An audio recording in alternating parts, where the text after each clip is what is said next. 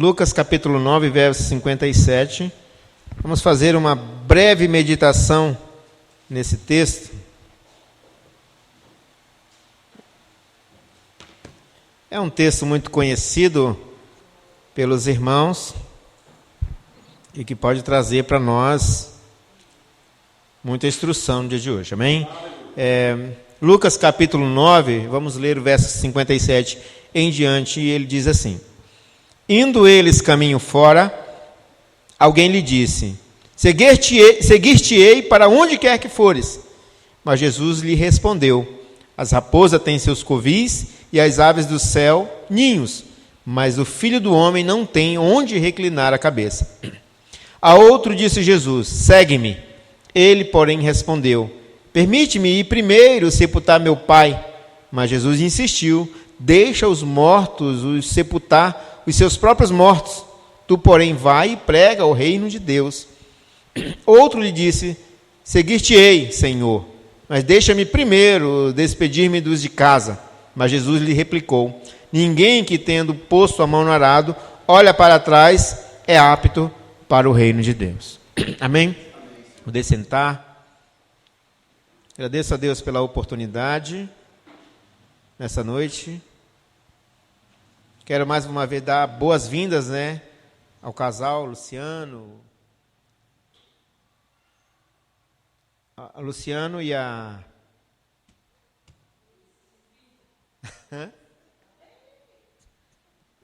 É a idade. Ao Luciano e a Cris. Eu estou falando assim para os irmãos falar, que é para mostrar que vocês sabem o nome da irmã, ué. Todo mundo recebeu a irmã e não sabe o nome da irmã? É a idade, irmão. Que esteve conosco aqui no início, mas por conta do trabalho, voltou para a cidade e está retornando aí de novo e está aqui, contribuindo conosco. Amém. O tema da mensagem que eu quero compartilhar com os irmãos nesta noite é expectativa e compreensão. Como isso afeta o nosso serviço ao reino? Expectativa e compreensão. Como isso afeta no nosso serviço ao reino de Deus? São duas palavras distintas, obviamente, e que têm um efeito diferente também na nossa vida a partir do momento que a gente põe em prática, Porque a expectativa é aquilo que você, a princípio, coloca, na situação. Você espera que algo aconteça, algo inesperado, ou sem mesmo fazer uma avaliação, você diz: olha, vai acontecer isso ou aquilo, e isso é a sua expectativa. Porém, a partir do momento que você tem uma compreensão a respeito do contexto, do propósito, ou do chamado, a realidade é outra, E se a maioria dos cristãos tivesse ou soubesse fazer essa diferenciação de significado, com certeza teríamos uma igreja diferente. Teríamos uma igreja muito mais madura, teríamos uma igreja sem muito movimento, sem muito oba-oba, mas enfim, existe propósito para todas as coisas. E o tema é exatamente propício para o momento que nós estamos vivendo. O Evangelho de Lucas aqui, ele traz uma narrativa muito interessante, e ele narra a jornada de Jesus em direção a Jerusalém. O Evangelho de Lucas, ele tem a característica de apresentar um Jesus que trabalha incansavelmente. Nós fazemos esse comentário aqui, fizemos o nosso estudo de bibliologia, falando de algumas características dos livros, e o Evangelho de Lucas, ele é um evangelho biográfico que apresenta uma característica do seu personagem, no caso é Jesus. E ele fala de um Jesus que é incansável no seu caminho, no seu propósito. Lucas narra um Jesus que vai para um lado, vai para o outro, e não para, não descansa, enfim, fazendo menção aí ao livro do profeta Isaías, no capítulo 61, a partir do verso 1 e ali até o verso 3, onde Jesus diz: pois o Espírito do Senhor está sobre mim, e me ungiu para anunciar as boas novas aos pobres, dar liberdade aos presos, dar vista aos cegos, libertar os oprimidos. E parece que no Evangelho de Lucas aqui, Jesus quer fazer isso tudo automaticamente uma coisa atrás da outra.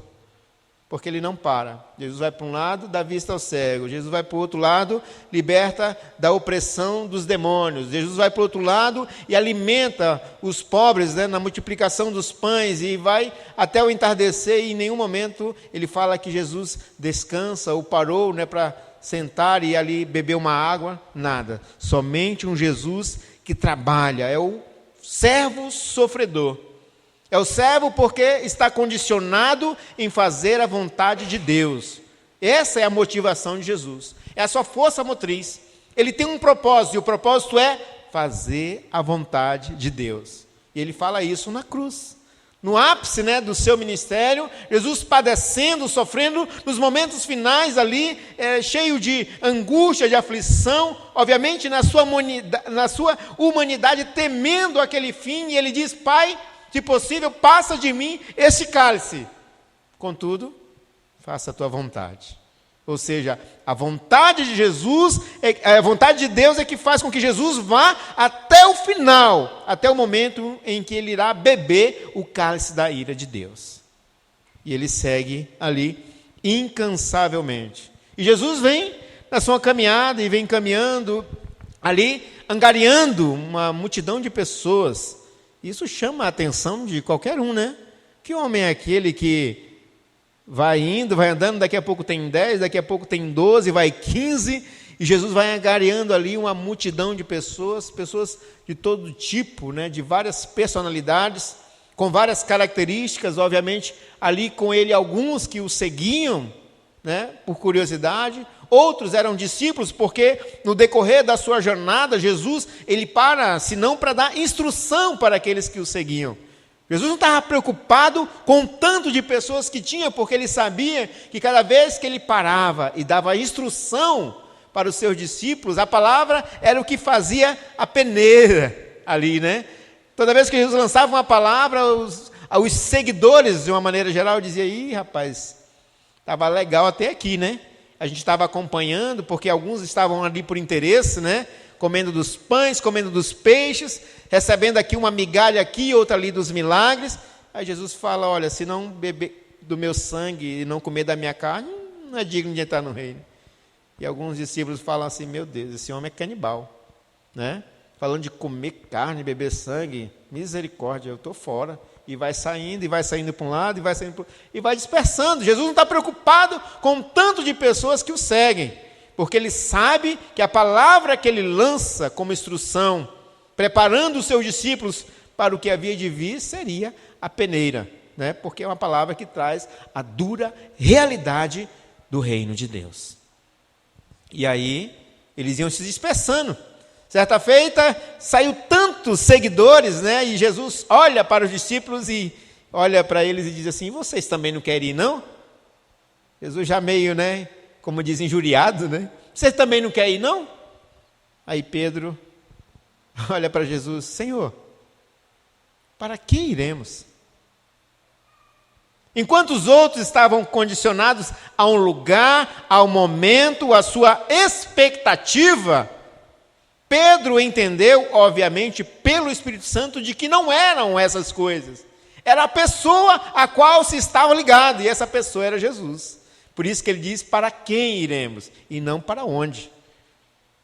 E aí então Jesus continua a sua caminhada. E indo em rumo a Jerusalém, Jesus até envia alguns seguidores à frente, né, porque eram os seus batedores.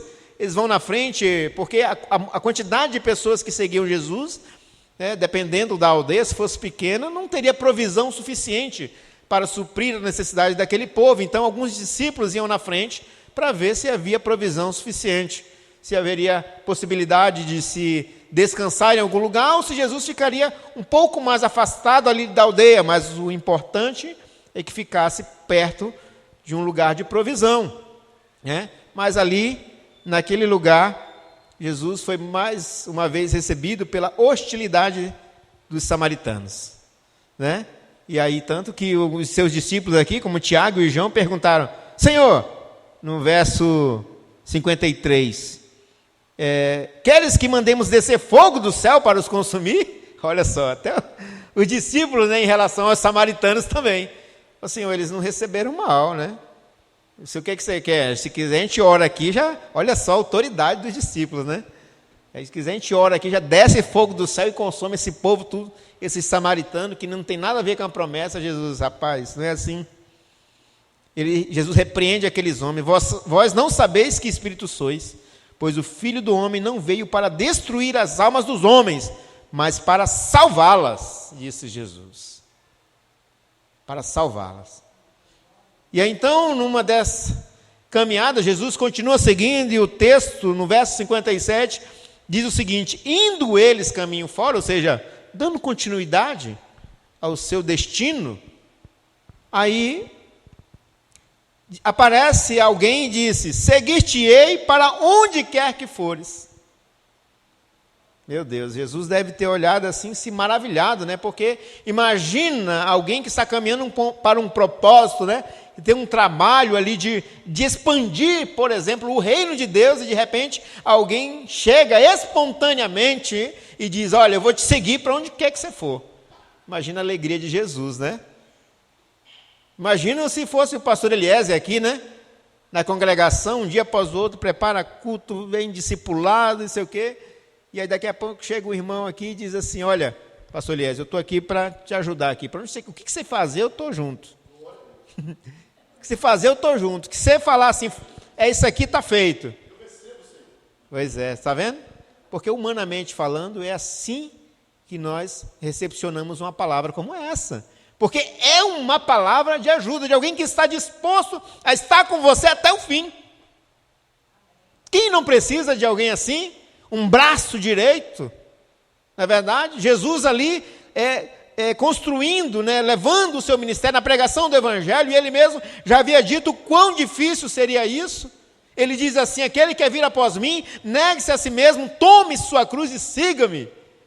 A maioria entendeu a cruz, obviamente, e como um fardo pesadíssimo, e já vai se dispersando por ali, e de repente, no decorrer da sua caminhada, se depara com alguém que tem a disposição que ele espera, e diz: olha, eu vou te seguir para onde você for.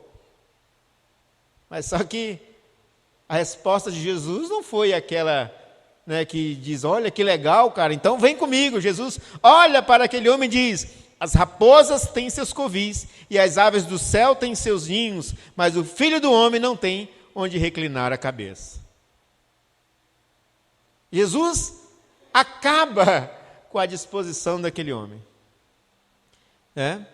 Jesus está dizendo para ele: rapaz, eu agradeço por sua disposição, mas espera aí, a sua expectativa, veja bem, expectativa versus compreensão. A expectativa daquele homem estava condicionado ao momento, à emoção. Jesus era famoso por conta do seu ministério e tudo aquilo que ele fazia, porque, como já dissemos, o Evangelho de Lucas narra muitos milagres de Jesus, muitos dos seus feitos, e obviamente, aquilo encantou aquele homem, né? E ele diz: eu vou seguir, eu quero estar nesse movimento aí, eu quero estar nesse meio. Deve ser muito legal estar, né, junto de alguém que faz tudo isso. Mas aquele homem estava sendo regido pelas emoções. A sua expectativa era isso. Ou, no mínimo, achava que aquilo ali seria constante, né? Aquilo não iria acabar. Como muitos de nós fazemos também, quando nos envolvemos em alguma situação, né? Como nos envolvemos nas coisas do mundo, e principalmente quando nos envolvemos nas coisas do reino de Deus, nas coisas da igreja. Achamos sempre que vai ser algo empolgante, que algo vai ser maravilhoso, o louvor vai ser sempre aquela maravilha, a palavra de Deus que é pregada é sempre aquela que joga a gente para cima, que alegra o nosso dia. A gente espera que a palavra de domingo seja aquela que diz: olha, você vai ter uma semana abençoada. Amanhã, segunda-feira, o primeiro dia do trabalho, Deus tem algo especial para você. Você já fica ansioso: eita, segunda-feira que não chega. Não é verdade? Deus tem uma porta aberta para você essa semana. Deus tem um milagre na tua vida. Deus vai trazer um milagre para a sua casa. E aí a gente fica todo animado. E essa é a palavra que eu esperava. Você está entendendo? Essa é a emoção. Nós não calculamos nada. Nós não analisamos a situação. não analisamos o contexto, não analisamos também até mesmo a situação em que nós nos encontramos diante de Deus, na nossa casa. Não analisamos isso. E a gente já espera que o milagre venha e desça sobre nós e algo sobrenatural aconteça. E aí a gente já alimenta uma expectativa, já alimenta, né, uma esperança, e a alegria já está toda explícita na nossa cara. Mas quando começa o dia da semana, meu querido, a realidade é outra. Não tem nada a ver com aquilo que foi pregado. E aí então, vem a frustração. O que Jesus está falando para aquele homem: olha, se você está vendo tudo isso e acha que eu tenho algo a te oferecer, olha para as raposas. As raposas têm seus covis, eles são animais noturnos, carnívoros, eles caçam à noite, de dia eles passam o dia descansando, eles descansam, eles têm um lugar para descansar, eles têm uma morada. Olha as aves do céu, elas voam e quando estão cansadas, elas têm onde pousar, elas têm seu ninho, elas sabem onde descansar as suas penas, elas têm um lugar. Mas eu não tenho nada disso. Nesse mundo, não tenho nada disso. Se acha que eu tenho algo para te oferecer nessa terra, você vai se arrepender. Você vai se frustrar. É isso que Jesus está falando para aquele homem. E analisando o contexto da época também, um contexto político, que é um período governado pelo rei Herodes, né? A situação socioeconômica era guiada pela agricultura. Jesus mais na frente usa esse contexto para falar a respeito da mão no arado também. Tá? Então ele está dizendo: olha, todo mundo aqui tem uma garantia. Escribas, fariseus, todo mundo aqui tem sua casa, tem situação econômica, né, tranquila, está abastado, tem um emprego, tem um trabalho, nós temos tudo isso. E se você acha que vindo até mim, eu vou melhorar isso para você, eu vou dar mais aquilo para você, eu não tenho nada para te oferecer. O maior erro dos pregadores do nosso tempo é pregar insistentemente que Deus tem algo para te dar aqui nessa terra. Eu não estou dizendo que Deus não pode te dar. Ele pode. Ele é Deus, e um Deus todo-poderoso. Ele pode. E Ele te dá 30, 40, 50, 100 por um. Ele te pode multiplicar, triplicar os seus bens. Ele pode fazer isso, mas essa não é a promessa principal do reino de Deus. Isso é consequência da misericórdia de Deus. É consequência da misericórdia. O que Deus tem para te oferecer é salvação. É salvação que Ele tem para te oferecer.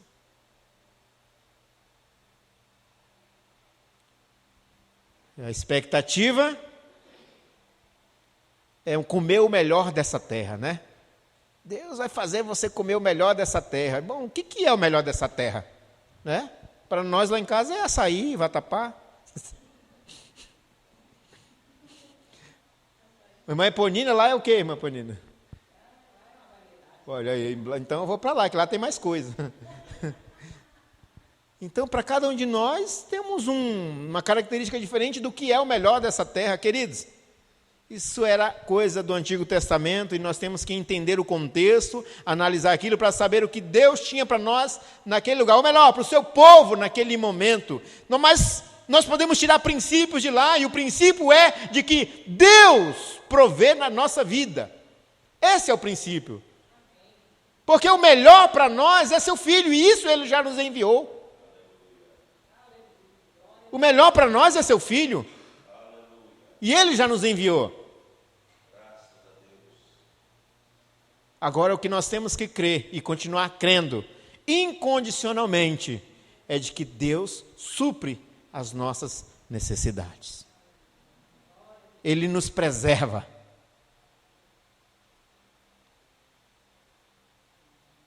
Se a gente olhar por essa ótica que Deus vai fazer isso, vai aquilo, vai me dar... Olha, eu vejo aqueles testemunhos, né? Não, eu tinha um carrinho velho, um Fusquinha, mas depois que eu fui para Cristo, olha aí o cara mostra foto no slide, ó, eu tenho uma Pajero, eu tenho não sei o quê. Aí a pessoa, olha, eu também vou para Cristo, porque eu também quero um desses. Apóstolo Paulo, depois que ele encontra Cristo, ele pega tudo aquilo que ele tinha na sua vida, de bens, de propriedade, e ele coloca diante da promessa de Cristo Jesus, o seu Senhor, diante de toda essa promessa do reino de Deus, da vida eterna, e ele olha para tudo aquilo e diz que aquilo é considerado como esterco, porque não tem valor diante das coisas que Deus tem a oferecer para nós. Não tem como mensurar, não tem como colocar valor nas coisas dessa terra, porque aquilo que Deus tem para nós é a sua glória.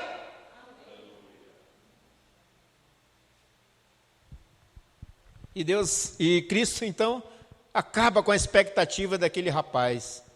Eu vou te seguir. Calma, não é assim não, meu irmão. Primeiro calcula, é isso que você quer? Porque a partir do momento que você vir e me seguir, existe renúncia. Existe uma cruz. Você não vai para a cruz, porque eu vou para a cruz. Mas você vai carregar a cruz. Você vai carregar essa cruz. Quando Jesus diz, tome a sua cruz e siga-me, não é a sua mulher.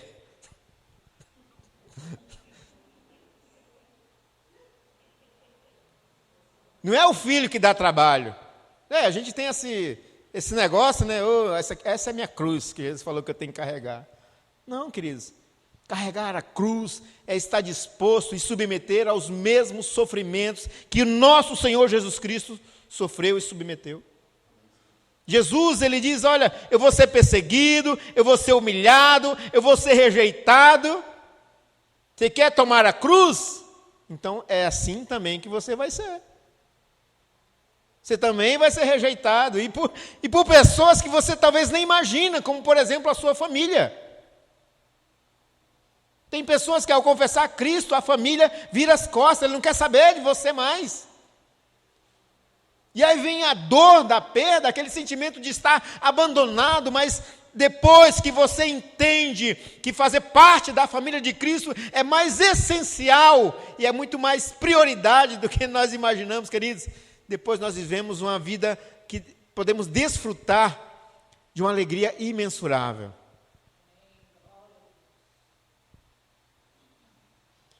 E aí então Jesus continua. Esse candidato, ele era impetuoso, né? Ele não coloca barreira nenhuma, é o tipo de condição a seguir Jesus, ele simplesmente diz, eu vou te seguir para onde você for. Opa, que legal, mas querido, não é assim. A sua expectativa é uma coisa, mas quando você compreender, é melhor você analisar bem se é isso que você quer para a sua vida. Jesus não era um asceta, né, ou alguém que vive uma vida religiosa e se desprende de prazeres, né, que pode viver, por exemplo, se desprende de privilégios, de usufruir de privilégios, né, de comer boa coisa, de ter uma boa casa. Jesus não é. Mas também não é um sem-teto, né? Jesus tem morada celestial. O que ele quis dizer para aquele seguidor era que ele teria que abandonar a ideia de ter os confortos e as comodidades costumeiras que ele usufruía e teria de confiar um dia após o outro plenamente em Deus. Ou seja, você vai viver pela fé. Não é isso que ele fala? O justo viverá pela fé. E se ele recuar, a minha alma não tem prazer nele. E essa fé a qual ele faz menção não é a fé acreditar. Não é a fé de acreditar. É aquela fé em que você se lança nos braços de Cristo, crendo que Ele vai te segurar. Que Ele vai te conduzir. Que Ele vai prover na sua vida. É essa fé.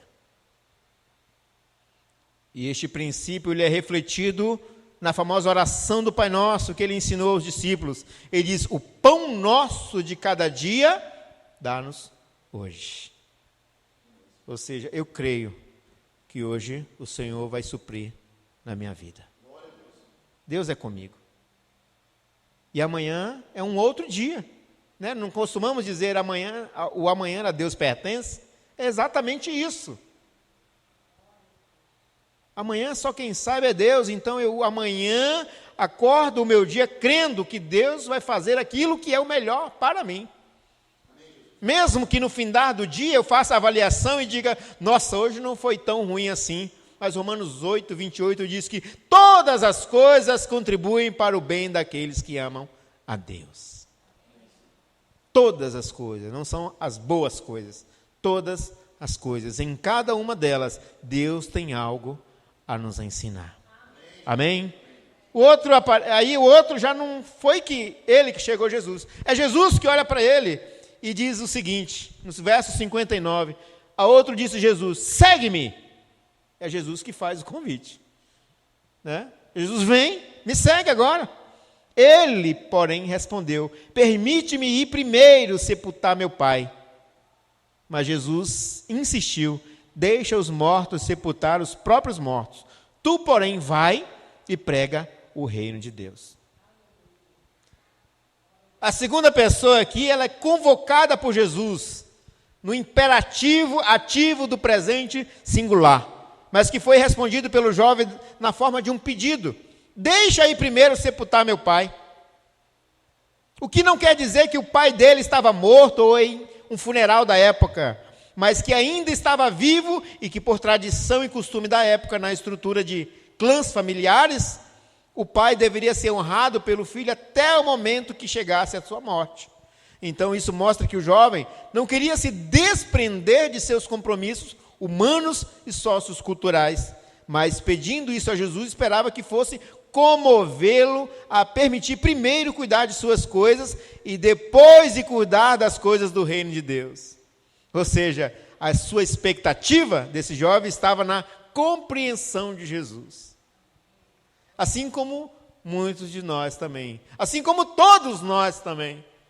Quando nos deparamos com um compromisso com Jesus, com o chamado de Jesus para fazer uma tarefa no seu reino, nós esperamos, a nossa expectativa é que Jesus compreenda que nós temos outras obrigações a cumprir.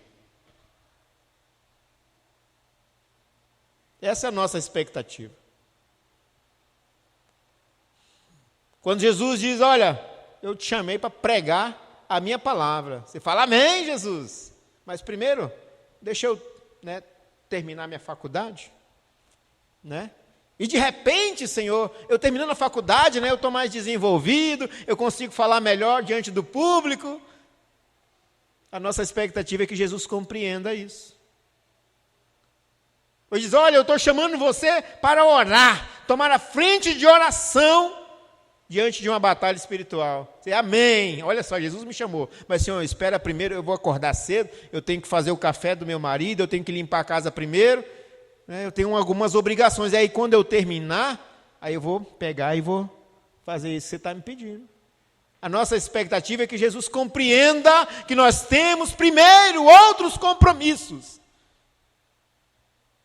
Mas o que nós temos que compreender é que quando Jesus nos chama, Ele espera de nós uma iniciativa, uma disposição imediata.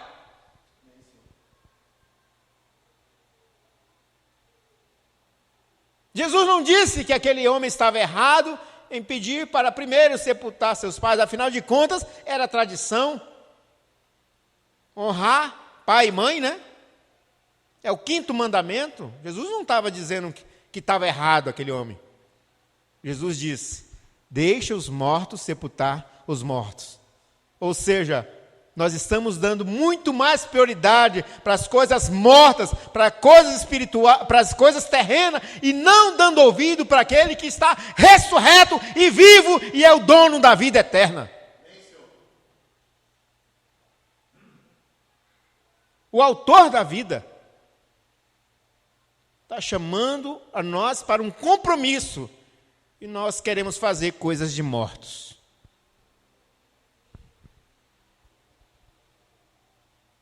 Misericórdia, Senhor. misericórdia. Sua expectativa estava nessa compreensão de Jesus, ou seja, não entendeu que o chamado de Deus é imediato.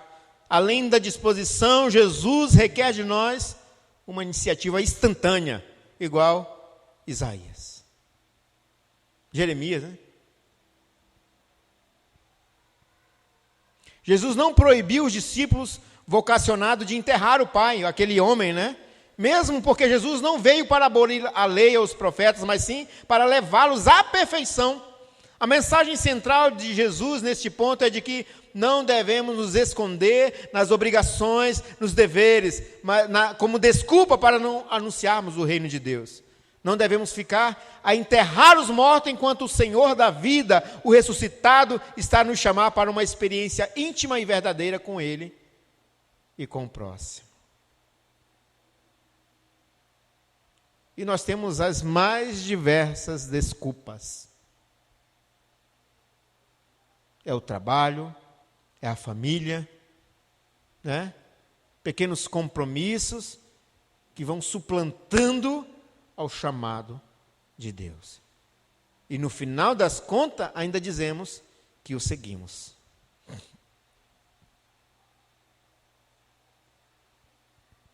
Mas Jesus diz para nós, olha, deixa os mortos fazer a obrigação dos mortos.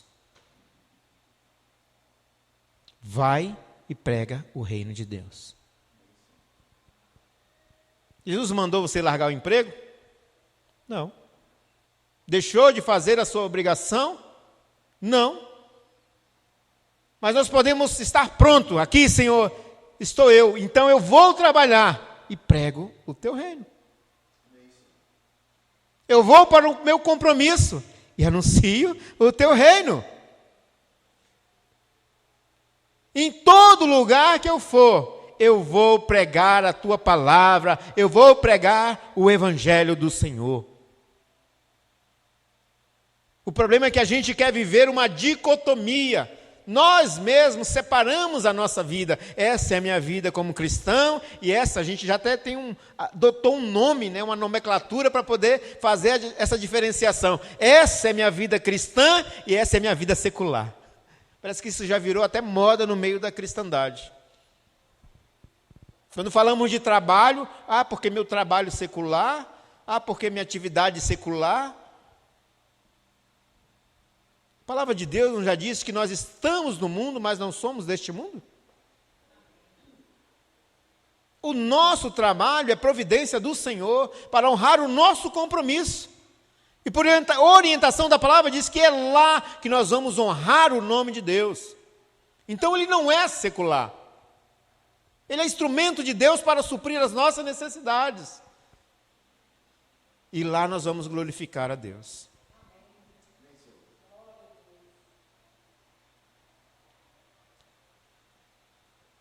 E Jesus continua no verso 61. Outro lhe disse, seguir-te-ei, Senhor, mas deixa-me primeiro despedir-me dos de casa. Mas Jesus lhe replicou, ninguém que tendo posto a mão no arado, olha para trás, é apto para o reino de Deus. Este cidadão aqui, ele se mostra decidido, tanto quanto o primeiro, né? Eu vou te seguir aonde quer que você for. Ele parece decidido também. E ele parece mais prudente que o segundo, né? Porque ele diz assim, eu vou, mas eu vou só despedir do meu pai e já vou. Ou seja, ele não vou ficar aqui até que meu pai morra, né? E depois eu vou. Ele disse, não, só vou despedir e já volto, né? Porque também era um costume, né? Ir para o pai ou para o seio familiar e o ato de comentar a sua decisão era dizer, estou saindo do clã, vou viver a minha vida. E, obviamente, ele ia dizer assim, olha, eu estou saindo daqui. Para o pai, era dizer assim que ele está morto, né? Porque os filhos viviam juntos até o pai morrer. Depois se dividiam. Mas ele foi mais ousado, ele diz, eu vou só despedir e já volto, né? Então, ele é uma mistura dos dois, né? Ele tem a impetuosidade e a responsabilidade juntas. E ele faz um pedido justo. Ele quer se despedir dos que estão em casa antes de seguir a Jesus. Opa, Jesus poderia dizer, maravilha, Muito bem, vai lá que eu estou te esperando. Vai lá. Quanto tempo você vai demorar, será? Eu vou ficar por aqui, embaixo de uma sombra aqui, aí você vai lá, se despede. Pai, mãe, primo, tio, da família todinha, faz só, como diz na antiga, sua boroca lá e ó, pode vir, estou te esperando aqui. Não tem nada de mais, nada de errado. Jesus também não proíbe. Mas só que, olha a resposta de Jesus para aquele homem. Ele diz: ninguém que tendo posto a mão no arado, olha para trás, é apto para o reino de Deus. Meu Deus, esse Jesus é muito carrasco. É uma resposta, parece um tanto ríspida, né?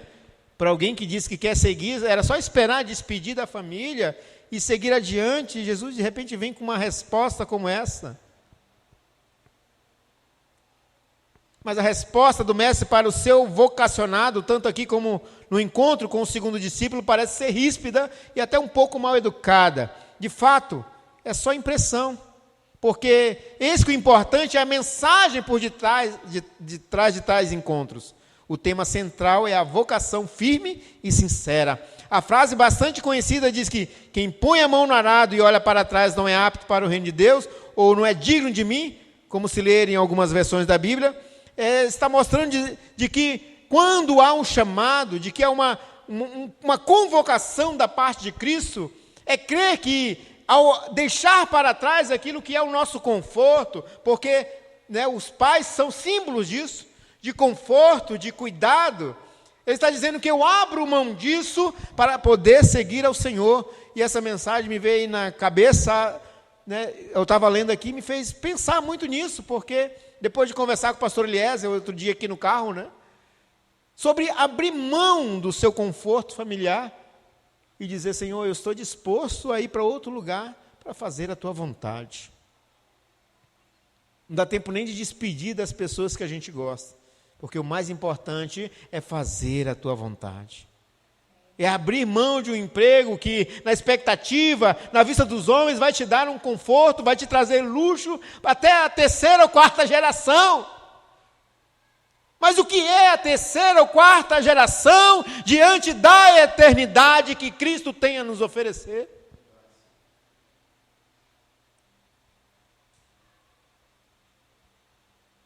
O que Jesus está fazendo aqui não é proibindo aquele jovem de se despedir da sua família. É dizer que se você está disposto a me seguir, não tem como ficar dizendo: oh, que saudade daquele lugar, oh, que saudade do meu pai, da minha mãe, da comida. Não, é estar disposto a ir, a seguir, a carregar a cruz, é passar por tudo aquilo que precisar passar, por amor a Cristo, mas olhar para o alto, para o alvo, para o prêmio da soberana vocação de Deus, que está em Cristo Jesus, o nosso Senhor. Olhar para frente. Quantos e quantos irmãos nós vemos, né, e no decorrer da conversa, costumeiramente dizem: olha, naquela época eu tinha isso, eu fazia aquilo, né, com um certo saudosismo. Querido, olha para o alto.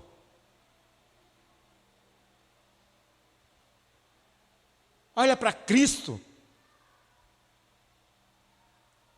Tudo isso que nós temos e desfrutamos aqui é bom, muitas vezes nós temos conforto, e Cristo, apesar de não prometer nada disso que eu falei, ainda nos proporciona conforto, né? Dá possibilidade de trocar de carro, de melhorar nossa casa, de vestir roupas melhores, amém, glórias a Deus por isso. Mas a nossa expectativa não está nisso. A nossa expectativa não é melhorar a nossa vestimenta, o nosso carro, é melhorar as nossas vestes espirituais, que foram lavadas e remidas pelo sangue do Cordeiro. É um dia após o outro ser mais santo e se parecendo assim muito mais com Cristo Jesus, até que chegue o dia em que nos encontraremos com Ele, e estaremos com Ele para sempre na eternidade. Eu falei certa vez aqui que a gente está tão condicionado às coisas desse mundo, que vou fazer um financiamento de uma casa. Você pode financiar em 300 vezes, em 30 anos, né? Sabe qual que é a nossa expectativa? quando a gente adquire um negócio como esse, na nossa cabeça, a gente quita a casa, amplia a casa, coloca um carro na garagem e ainda desfruta de tudo. Na nossa cabeça é assim, é ou não é? Porque a gente quer viver aqui e desfrutar de todas essas coisas. Podemos ter tudo isso? Podemos, se Deus permitir, teremos com a sua graça, mas sempre olhando para o alto, para as promessas de Deus, sempre na expectativa de que meu Senhor vem. Ele não está vindo, Ele vem. E se a gente focar nessas coisas, queridos, nem aos sinais nós vamos ficar atentos. Vamos ser igual os fariseus, daqui a pouco Jesus está aí e a gente vai ficar questionando, quem é esse daí? Porque não atentamos para os sinais que anunciavam a sua vinda. Expectativa e compreensão. Como isso afeta o nosso serviço ao reino? Qual era a sua expectativa quando você confessou a Cristo? Você tem se frustrado com aquilo que você imaginou, elaborou na sua cabeça? Eu imagino que sim. Porque seguir a Cristo, queridos, é luta. É batalha. Foi estabelecida uma campanha que vai dar início aí na segunda-feira. Batalha espiritual através das orações. E eu falei lá no grupo, eu sei que os irmãos sabem, mas é sempre bom mencionar. Querido, se prepare, porque o flagelo vem. Levantar a espada contra as hostes malignas é chamar para a briga. E como disse a irmã Marina, o pastor Eliezer fez referência, quanto mais juntos, mais fortes nós seremos. Cobertura espiritual. Já não está fácil. E chamando para a briga ainda? Prepare, porque o flagelo vem. E é assim que a igreja caminha. Em batalha, em peleja. Não podemos sequer um minuto descansar as nossas armaduras. O apóstolo Paulo em Efésios diz, depois de haver vencido, permanecer inabalável. O apóstolo Paulo não manda tirar a armadura. Acabou a primeira batalha, pode tirar a armadura, descansa aí um pouquinho, toma uma água e se espera a outra. Não, ele diz, venceu, continua firme. Fica preparado, porque ela vem de novo. E ela não diz o dia nem a hora, não. Não diz. Porque seguir a Cristo não é fácil. E se Cristo tem ainda nos permitido desfrutar do conforto, que nós temos na nossa casa, e eu sei que nós temos, graças a Deus por isso, é por sua graça e misericórdia. Mas chegará um tempo em que teremos que, até disso, abrir mão. E como está a nossa compreensão a respeito disso? Essa é a palavra que eu quero compartilhar com a igreja do Senhor. Fica de pé em nome de Jesus.